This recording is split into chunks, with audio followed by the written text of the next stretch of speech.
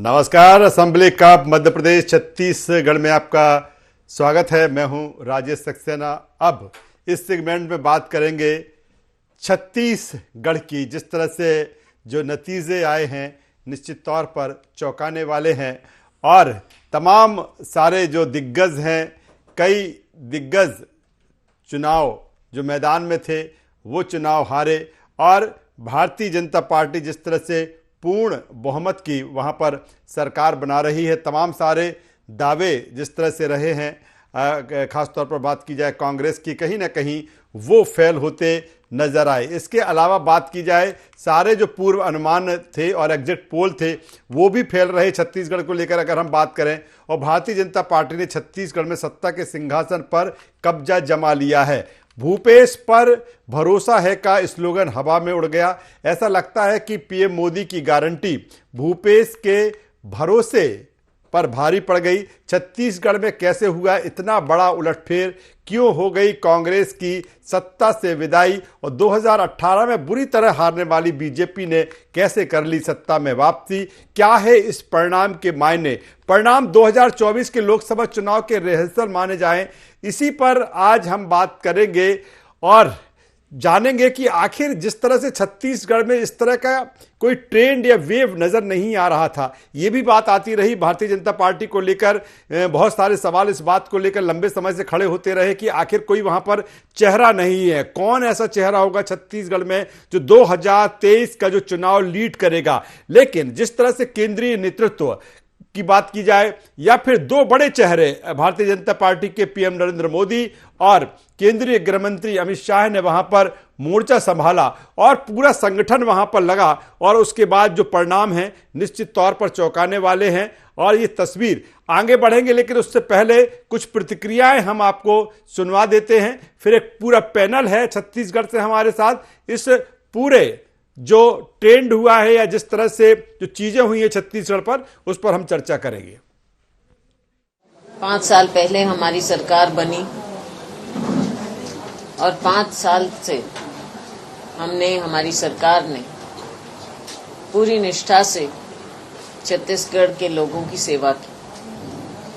हर वर्ग के लिए, चाहे हमारे ट्राइबल बहन भाई हों, चाहे अनुसूचित जाति, किसान, मजदूर, महिलाएं, स्वयं समूह, युवाओं के लिए हर तरह से हर तरफ हमारा प्रयास रहा कि छत्तीसगढ़ के विकास में सबको हिस्सा मिले। कहीं ना कहीं हम अपना ये संदेश जनता तक पूरी तरह से नहीं पहुंचा पाए।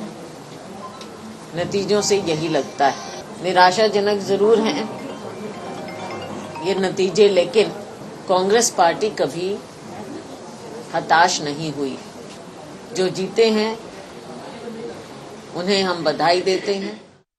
छत्तीसगढ़ में अब प्रचंड बहुमत से जो बीजेपी है वो सरकार बनाने जा रही है और हमारे साथ सबसे खास मेहमान जुड़ रहे हैं। सर, सबसे पहले आपको बहुत बहुत बधाई, बेहद शुभकामनाएं। और कैसे देखते हैं इस पूरी जीत को आप? जीत है और जनता के बीच में आक्रोश था सरकार के भ्रष्टाचार के खिलाफ और जिस प्रकार आतंक और भय की राज चला रहे थे उसे जनता ने बदलने का निर्णय ले लिया था। और आज बस्तर से सरगुजा तक आप देख रहे हो परिवर्तन दिख रहा है। सर, 10-10 मंत्रियों ने हार की ओर कदम बढ़ाया है। हार मिली उन्हें 10 मंत्रियों को, बहुत बड़ी बात होती है। पूरी सरकार असफल हुई है, मुख्यमंत्री सहित सारे मंत्री, और जनता ने पूरे के पूरे चेहरे बदलने का निर्णय लिया था। 75 पार के नारे पर अब क्या कहेंगे सर? मैं पहले बोलता था 75 पार नहीं, कांग्रेस साफ, तो कांग्रेस साफ हो गई। एक अंतिम सवाल, इस बार पहली बार ऐसा हुआ है सर, एग्जिट पोल जो है बिल्कुल उल्टा साबित हुआ है। उनको समझ में नहीं आया कि ग्रास रूट में भारतीय जनता पार्टी ने कितना मेहनत किया था। बाहर से देखने से ये एग्जिट पोल में कभी जीवन में नहीं आ सकता। जो धरातल की सच्चाई है उसको समझ नहीं पाए। तो धरातल की सच्चाई जो है वो समझ नहीं पाए और यही कारण था कि एग्जिट पोल जो है वो पूर्ण तरीके से उल्टी साबित हुई है। हमारे साथ जुड़े हुए थे पूर्व मुख्यमंत्री और भाजपा के राष्ट्रीय उपाध्यक्ष डॉक्टर रमन सिंह, जिनका कहना है कि जनता के विश्वास की वजह से ही जो बीजेपी है उसने सरकार बनाई है। कैमरा पर्सन मनीष हरपाल के साथ निधि प्रसाद, IND 24 रायपुर। तो छत्तीसगढ़ में 2023 23 के जो नतीजे हैं वो भारतीय जनता पार्टी के पक्ष में है और छत्तीसगढ़ में पूर्ण बहुमत के साथ भारतीय जनता पार्टी ने वहाँ पर वापसी की है। और जिस तरह से अगर हम कांग्रेस की बात करें या जिस तरह से कुमारी शैलजा का जो बयान है, उन्होंने कहा कि पूरी निष्ठा के साथ उन्होंने जनता की, वहाँ पर छत्तीसगढ़ की जनता की उन्होंने सेवा की है। निराशा जरूर हाथ लगी है लेकिन वो हताश नहीं है। हार के कारणों का वो अवलोकन करेंगे कि आखिर कहाँ चूक रह गई। जब सब कुछ बेहतर नज़र आ रहा था तो फिर ऐसी कौन सी चीज़ें रहीं जिसके वजह से कांग्रेस की ये स्थिति छत्तीसगढ़ में रही। आज इसी पर चर्चा करेंगे, बातचीत करेंगे। चर्चा शुरू करें, पहले मेहमानों के पास चलते हैं, उनसे आपका परिचय करा देता हूं, तारुफ करा देता हूं, फिर इस चर्चा में हम आगे बढ़ेंगे। हमारे साथ 3 मेहमान छत्तीसगढ़ से, खास 3 मेहमान हमारे साथ जुड़ रहे हैं। हमारे साथ में हैं अजय गंगमानी जी, प्रदेश प्रवक्ता कांग्रेस। अजय जी, स्वागत करता हूं आपका। हमारे साथ में लक्ष्मी वर्मा जी हैं, प्रदेश प्रवक्ता भारतीय जनता पार्टी, आपका भी स्वागत करता हूं। गंगेश द्विवेदी जी हैं, वरिष्ठ पत्रकार। गंगेश जी, मैं आपका भी स्वागत करता हूं। मैं सीधे अजय गंगमानी जी के पास में आता हूं। अजय जी, जिस तरह से अब पिक्चर पूरी क्लियर है और ये बिल्कुल तय है कि भारतीय जनता पार्टी अब छत्तीसगढ़ में सरकार बनाने जा रही है। कुमारी शैलजा आपकी नेता, उनका जो बयान है, ईमानदारी से निष्ठा के साथ सेवा की, लेकिन कहीं ना कहीं कोई चूक रह गई। मैं अभी डॉक्टर रमन सिंह को भी सुन रहे थे, उन्होंने कहा कि जनता का आक्रोश था। क्या वाकई जनता का आक्रोश रहा जिसे कांग्रेस समझ नहीं पाई और लगातार भरोसे पर रही कि नहीं भूपेश है तो भरोसा है, और एक आकलन होना चाहिए, कहीं ना कहीं उसी में ये गुणागणित बिगड़ा और ये स्थिति बनी है छत्तीसगढ़ में कांग्रेस की?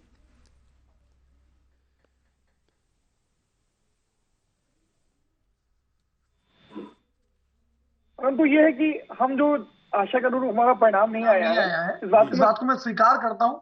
शायद हम अपने कार्यों को, अपनी योजनाओं को, अपना जो जनहित के हमने कार्य किए उसको जनता तक सही ढंग से पहुंचाने में सफल नहीं हो पाए। कहीं ना कहीं भारतीय जनता पार्टी का झूठ हमारे सच पे भारी पड़ा, इस बात को मैं स्वीकार करता हूँ। परंतु सबसे महत्वपूर्ण है कि जनादेश को स्वीकार करता हूं मैं, और जनादेश का पूरा सम्मान है। तेलंगाना की जनता को सबसे पहले धन्यवाद देना चाहूंगा कि कांग्रेस पार्टी पर भरोसा जताया, पूरी एकजुटता से मतदान करके हमारी सरकार बनाई। इसके साथ साथ छत्तीसगढ़, मध्य प्रदेश और राजस्थान की जनता ने हमें विपक्ष में रहने की जनादेश दिया है, उसका भी पूरा सम्मान करता हूं। हमारा जो मुद्दा है वो सामाजिक न्याय का है, समावेशी विकास की लड़ाई का है। आज भी हम इस बात को महत्वपूर्ण स्वीकार करते हैं कि लोकतंत्र में हम छत्तीसगढ़ में, राजस्थान में, मध्य प्रदेश में एक सक्रिय, एक मजबूत विपक्ष की भूमिका निभाएंगे और हम हमारी लड़ाई को जारी रखेंगे। कहीं ना कहीं देखिए, ये जो परिणाम है राजेश जी, इससे हम निराश है लेकिन हताश नहीं है। और एक छोटा सा उदाहरण और दूं राजेश जी, 2003 में जब हम पहले थे तब भी हम छत्तीसगढ़, मध्य प्रदेश, राजस्थान हारे, सिर्फ दिल्ली में हमने जीत दर्ज की। उसके बाद पूरी उत्साह से, नई ऊर्जा के साथ हमने लोकसभा का चुनाव लड़ा और सबसे बड़ी पार्टी के रूप में उभरे और यूपी की सरकार बनाने में सफल रहे।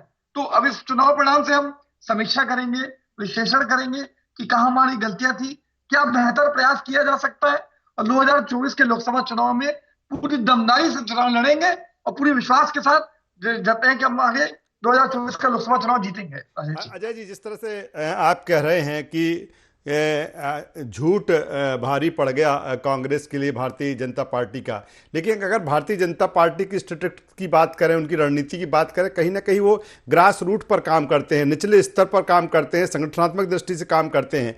क्या यही अंतर रहा कि जिस तरह से कार्यकर्ताओं को आप कह रहे हैं कि हम अपनी जो योजनाएं रही हैं जनता तक वो नहीं हम पहुंचाए, क्या संगठनात्मक स्तर पर कांग्रेस वहां पर कमजोर पड़ी और एक जो आपकी कार्यकर्ताओं को वहां पर काम करना चाहिए था, जो ग्रास रूट पर काम करना चाहिए था, वो नहीं हुआ, इसीलिए इस तरह की चीजें?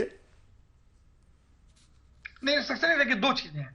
हमने ईमानदारी पूर्वक कार्य किया। पहले भी छत्तीसगढ़ की जनता ने हमें पूर्ण बहुमत दिया। 5 साल तक ईमानदारी से उनकी सेवा करने का हर वर्ग, चाहे किसान हो, गरीब हो, मजदूर हो, युवा या महिला, हर वर्ग को आशीर्वाद से संबल देना, न्याय का काम किया। कहीं ना कहीं मोदी गारंटी की बात ही लगातार भारतीय जनता पार्टी के नेता, इनके प्रवक्ता, कई चैनल पे दिन भर से मैं बैठ रहा हूं। आखिर मोदी की गारंटी क्या थी? आज देखिए, आज छत्तीसगढ़ में जब चुनाव है या राजस्थान में चुनाव है, आपको नहीं लगता कि आपके भरोसे पर मोदी की गारंटी भारी पड़ गई? सक्सेना जी, मेरा निवेदन, आपके कुछ प्रश्न तो जोड़ लीजिए, मैं ताकि बोलूं तो मैं बात कंप्लीट कर लूं। आपके कुछ प्रश्न तो जोड़ लीजिए सक्सेना जी। जी, मैं बात कंप्लीट करूं, मेरा निवेदन है आपसे। देखिए मैं स्पष्ट कह रहा हूं जी नहीं कि आप नहीं, अजय जी आप ही को बोलने का मौका दे रहा हूं, मैं नहीं बोल रहा हूं, आप ही को जवाब देना है। मेरा सवाल जी यह है कि क्या आपके भरोसे पर मोदी की गारंटी भारी पड़ गई, इसका आप जवाब दे दीजिए। मैं जवाब दे देता हूं आपको। देखिए मोदी की गारंटी कौन देगा? क्या आपके खाते में 15 लाख आ गया?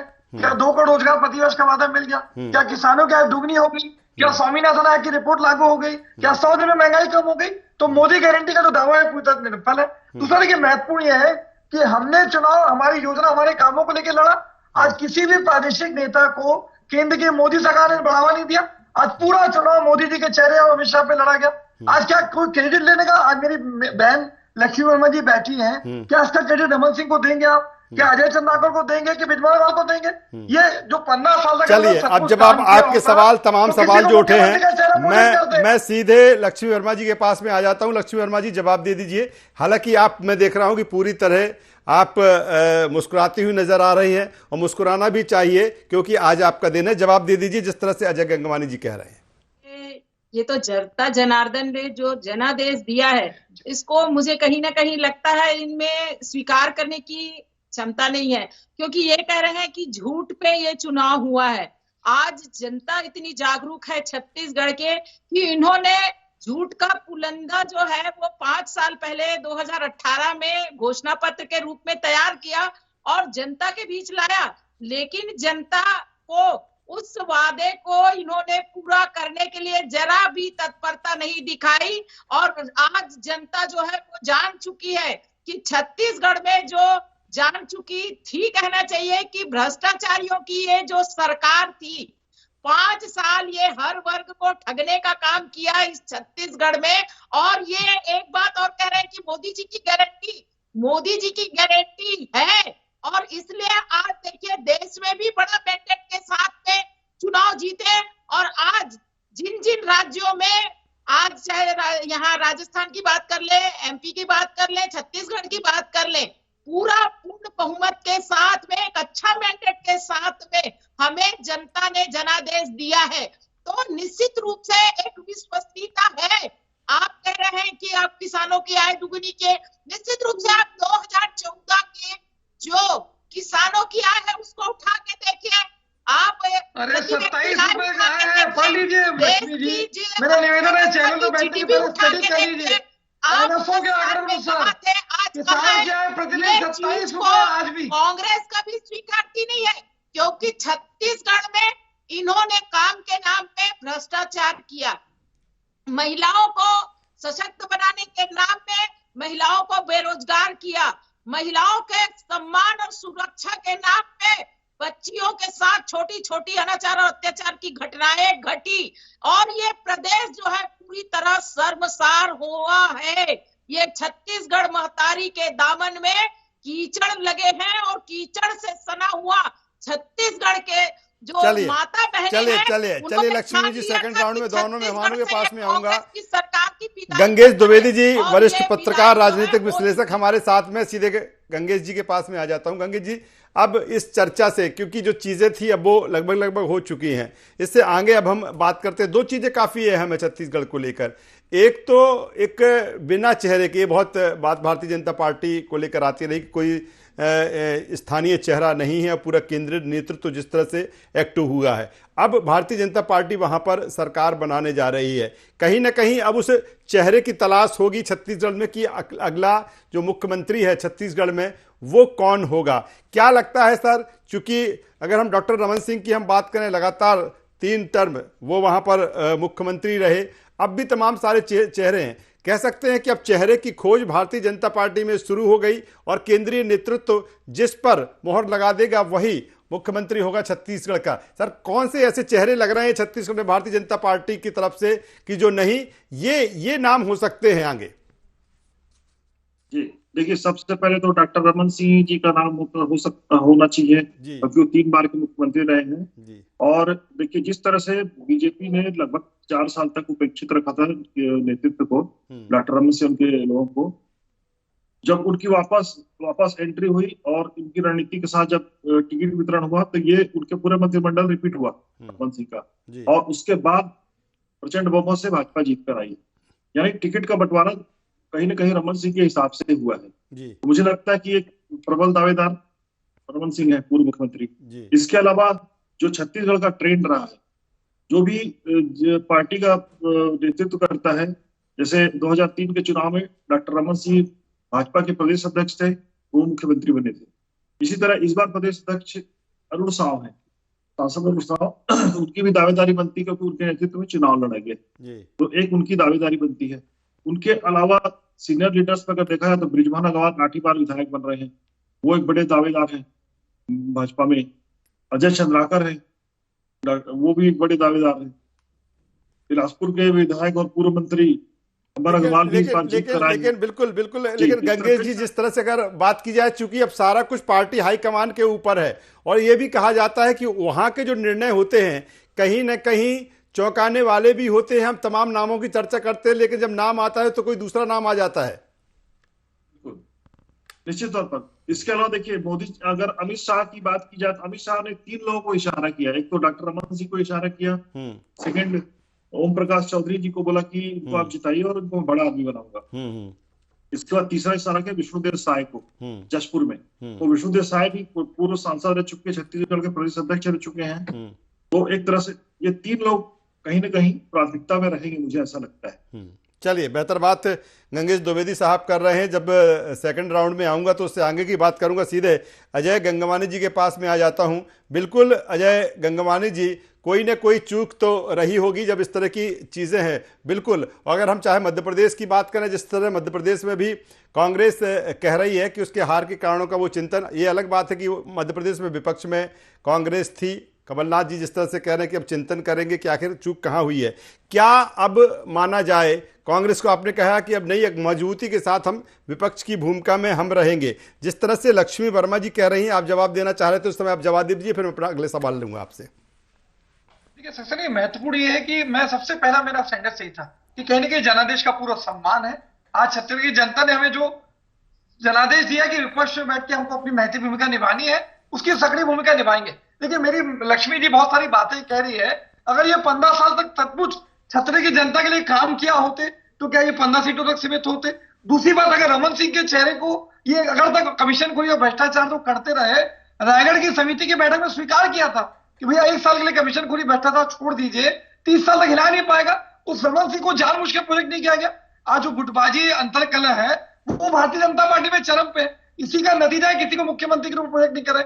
यहां तक कि मध्य प्रदेश की बात करें सक्सेना जी, शिवराज सिंह चौहान जी के 18 साल से सरकार है, 18 साल से मुख्यमंत्री, क्या शिवराज सिंह चौहान को मुख्यमंत्री प्रोजेक्ट किया गया? मध्य प्रदेश की सभा में माननीय मोदी जी उनका नाम लेने से बचते रहे। तो देखिए कर्नाटक और हिमाचल प्रदेश में भी माननीय मोदी जी के चेहरे में चुनाव लड़ा गया, किस प्रकार से हुई तो हार हुई। कहीं ना कहीं देखिए राजनीति में, लेकिन आप छत्तीसगढ़ में भारतीय जनता पार्टी से चेहरा पूछते रहे, वो एक ऐसा चेहरा लेके आ गए कि आपको पूरी तरीके से भरोसे में थे और आप सत्ता से बाहर हो गए। देखिए बहुत अच्छा प्रश्न आपका, मैं इसका जवाब देना चाहता हूँ। सर नहीं, देखिए छत्तीसगढ़ में चुनाव भारतीय जनता पार्टी ने नहीं लड़ा, छत्तीसगढ़ में चुनाव लड़ा ईडी ने, आईटी ने, सीबीआई ने और केंद्र सरकार के सत्ता बल ने। आज इस प्रकार से लोकतंत्र की हत्या का प्रयास किया गया, हमारे मुख्यमंत्री को बदनाम करने की साजिश और षड्यंत्र एक ऐसे व्यक्ति के बयान पे की गया जिसने 10 पेज का पत्र लिखा ईडी को कि मैं भूपेश जी को नहीं जानता, विनोद वर्मा जी को नहीं जानता, उसके बयान के आधार पर ईडी। चलिए लक्ष्मी वर्मा जी जवाब दे दीजिए, फिर मैं गंगेश जी के पास में आऊंगा। लक्ष्मी वर्मा जी, लोकतंत्र की हत्या करके प्रयास करते हैं। लक्ष्मी वर्मा जी, इस हार को मैं पुनः कह रही हूँ कि स्वीकार नहीं पा रहे हैं, इसलिए लक्ष्मी जी मैंने स्पष्ट रूप से पहला सेंटेंस बोला कि मैं जनादेश को स्वीकार करता हूं। सेंट्रल एजेंसियों पे आरोप लगा रहे हैं, क्या उन एजेंसियों ने कार्रवाई की तो भ्रष्टाचार उजागर नहीं हुआ? शराब घोटाला, क्या लक्ष्मी जी आप वसीम आपके बयान के साथ है? क्या आपने उसके बयान को पढ़ा? यहाँ पे कोल घोटाला अब जनता के सामने है, गोबर घोटाला अब जनता के सामने है, पीडीएफ घोटाला अब जनता के सामने है। तो ये अरे लक्ष्मी जी अजीत पवार की बात करते रहे, मोदी जी मध्य प्रदेश में 70,000 करोड़ की घोटाले की बात करते हैं, वही व्यक्ति 2 दिन में भारतीय जनता पार्टी में शामिल हो जाता है, उप मुख्यमंत्री की शपथ ले लेता है। तो दिखता है कि संवैधानिक संस्था है किस प्रकार से काम कर रही है। इस सच को स्वीकार करने का नैतिक दायित्व दिखाएंगे चैनल पे आप इस बात को मान लीजिए कि आपने चुनाव ईडी के दम पे जीता है, आईटी सीबीआई के दम पे जीता है, लोकतंत्र की हत्या करके जीता है। मूर्ख नहीं है अजय जी, छत्तीसगढ़ की जनता ने बता अरे दिया। लक्ष्मी जी, बात तो चलिए मैं गंगेश जी के पास में आता हूँ। ये तो बिल्कुल तय है, ये तो बिल्कुल तय है कि छत्तीसगढ़ की जनता ने कांग्रेस पर भरोसा नहीं किया और जो भारतीय जनता पार्टी, जो मोदी की गारंटी थी, उसको पसंद किया और यही कारण है कि जो जनादेश है वो भारतीय जनता पार्टी को वहां पर मिला है। मैं सीधे गंगेश जी, वक्त कम है, मैं गंगेश द्विवेदी साहब के पास में आता हूं। गंगेश जी, अगर जिस तरह से देखा जाए कि जो एक पूरा ताना बाना बुना गया था, जिस तरह से एक स्ट्रेटजी रही भारतीय जनता पार्टी की कि कहीं ना कहीं 23 के बाद उसे 24 में लोकसभा चुनाव में जाना है, और यही कारण है कि चाहे वो मध्य प्रदेश हो, चाहे छत्तीसगढ़ हो या राजस्थान हो, लगातार एक चेहरे को लेकर वो आगे बढ़े। मान लिया जाए जिस एक प्लेटफॉर्म को वो तैयार करना चाहते थे, इन राज्यों के जरिए भाजपा ने वो प्लेटफॉर्म तैयार कर लिया है, वो रोड मैप तैयार कर लिया है। अब इस 23 के बाद 24 पर इसी ट्रैक पर आगे बढ़ेंगे। निश्चित तौर पर देखिए, इन 5 राज्यों के चुनाव को सेमीफाइनल की तरफ से देखा गया और यहाँ पर एक तरह से मोदी जी का चेहरा ही सामने करके और मोदी की गारंटी पे चुनाव लड़ा गया कुल मिला के। वो एक निश्चित तौर पर कहा जा सकता है कि 2024 के लिए ये गारंटी जो है काम आएगी और इसमें जनता ने एक तरह से सेमीफाइनल मुहर लगाया है और राजस्थान, मध्य प्रदेश और छत्तीसगढ़ 3 बड़ी जगहों पे भाजपा को अच्छी लीड के साथ जीत मिली है। तो कहीं ना कहीं इसमें मोदी को की गारंटी। चलिए सर, एक चलते छोटा सा छत्तीसगढ़ को लेकर ही सवाल हम कर लेते हैं। अगर आपकी हम बात करें, तमाम सारे आपने इलेक्शन देखे होंगे, तमाम सारा प्रोडक्शन होता है, अगर देखा जाए आपका 100 आकलन क्या कहता रहा है? आप भी इसी तरह का प्रोडक्शन आपका था, इसी तरह का आकलन था कि नहीं छत्तीसगढ़ में इस तरह की चीजें, क्योंकि लगातार चाहे एग्जिट पोल की हम बात कर लें या पहले से जिस तरह से आबो हवा की बात कर लें, कहीं से लग नहीं रहा था कि नहीं कांग्रेस की ये स्थिति बन सकती है। हालांकि भारतीय जनता पार्टी लगातार कहती रही, डॉक्टर रमन सिंह ये कहते रहे कि वो 52-53 सीट से ऊपर जाने वाले हैं। क्या निश्चित तौर पर जिस अप्रत्याशित चौंकाने वाली बात हो रही है, ये रहा है छत्तीसगढ़ में? क्या कहता है आपका अनुभव? लग रही थी इस चुनाव, पहला तो महतारी वंदन योजना जो है कांग्रेस ने उसको चेस करने में डिले कर दिया, तो वहां से तो लग रहा था कि कहीं ना कहीं इसमें चुनाव के परिणाम को ज्यादा प्रभाव पड़ेगा मतलब इस इशू का। सेकंड, जेसीसी ने जो पूरे 80 से अधिक सीटों में अपने कैंडिडेट खड़े किए, तो उससे भी लग रहा था कि उसका ज्यादा प्रभाव दिख नहीं रहा है चुनाव में। और जिस तरह का परिणाम है, तो ये किसी को भी उम्मीद नहीं थी कि इतने अधिक वोट मतलब बड़ी लीड से भाजपा जीतेगी। सबको ये लग रहा था कि कांग्रेस की सरकार ही बनेगी, लेकिन थोड़े बहुत मतलब एक तरह से 40 के आसपास भाजपा आएगी, 35 से 40 के बीच, और कांग्रेस जो है 40 से 50। चलिए, बिल्कुल बिल्कुल द्विवेदी साहब, बिल्कुल बेहतर बात आप कह रहे हैं कि तमाम जो राजनीतिक पंडित भी थे उन्हीं का भी ये आकलन था। लेकिन जिस तरह से अगर बात की जाए छत्तीसगढ़ की जनता की, उसने भारतीय जनता पार्टी पर एक बार फिर विश्वास जताया है। और कहीं नहीं कहीं कांग्रेस की हम बात करें, जिस तरह से अजय गंगवानी साहब भी कह रहे हैं या फिर उनकी नेता कुमारी सैलजा भी कह रही है कि कुछ जो कमी रह गई होंगी उनको देखेंगे कि आखिर किस स्तर पर कमी रही है। और लोकतंत्र प्रजातंत्र में यही खूबी है कि अगर हार मिली है तो हार के कारणों को भी पता किया जाए और अपने आप को दुरुस्त किया जाए, तैयार किया जाए। लेकिन ये इससे बड़ी लोकतंत्र प्रजातंत्र में खूबी, और सारा कुछ जनता के हाथों में लगातार बात करते हैं कि जनता ही सब कुछ तय करती है। और छत्तीसगढ़ में जनता ने जो जनादेश है वो भारतीय जनता पार्टी को दिया है। तीनों मेहमानों का यहाँ पर मैं धन्यवाद करता हूँ, शुक्रिया करता हूँ। तो जिस तरह से अब जो नई तस्वीर छत्तीसगढ़ की है असेंबली कप की, वहाँ पर कांग्रेस की जगह भारतीय जनता पार्टी अब सत्ता में काबिज हो चुकी है। अब आगे कौन मुख्यमंत्री होगा, किस तरह का मंत्रिमंडल होगा, उस पर चर्चा होगी। दूसरी तरफ कांग्रेस अपने हार के कारणों को तलाशेगी कि आखिर जो भरोसा की बात लगातार होती रही, कहां कमी रह गई कि जनता छत्तीसगढ़ की कांग्रेस पर भरोसा नहीं कर पाई।